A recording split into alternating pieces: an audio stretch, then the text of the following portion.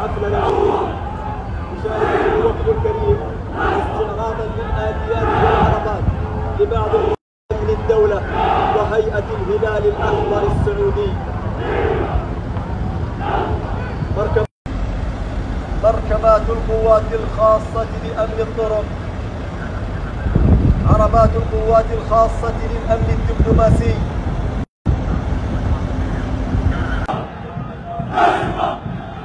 Yeah!